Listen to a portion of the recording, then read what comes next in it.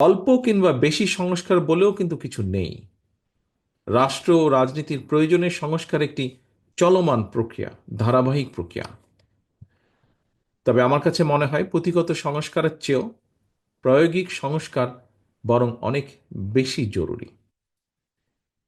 উপস্থিতিবৃন্দ, এই কথাটি বলার অর্থ হল আমাদের বর্তমান সংবিধানের ৬৫-র ২ অনুচ্ছেদ লঙ্ঘন করে জনগণের ভোট ছাড়াই ২০১৮, ২০১৪ এবং ২৪ সালে নির্বাচনে নামে প্রহসন চালিয়ে যে কথিত সংসদ এবং সরকার প্রতিষ্ঠিত করেছিল, সংবিধানে জনগণের সরাসরি ভোটের অধিকার দেওয়া থাকলেও জনগণকে কিন্তু সেদিন ভোটের অধিকার প্রয়োগের কোনো রকম সুযোগ দেওয়া হয়নি।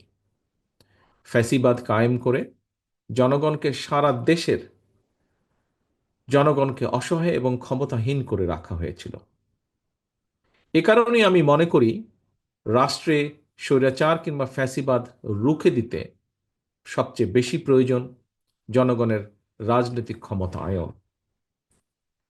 জনগণের সরাসরি ভোটে নির্বাচিত প্রতিনিধিদের নিয়ে সংসদ সরকার গঠিত হলে অবশ্যই সেই সরকার জনগণের কাছে জবাবদিহি করতে বাধ্য এবং এর মাধ্যমে রাষ্ট্রের নাগরিকদের রাজনৈতিক ক্ষমতা নিশ্চিত হয়। দেশে জনগণের রাজনৈতিক ক্ষমতা নিশ্চিত থাকলে সরকারের পক্ষে ফ্যাসিবাদী চরিত্র ধারণ করা সহজ হয় না।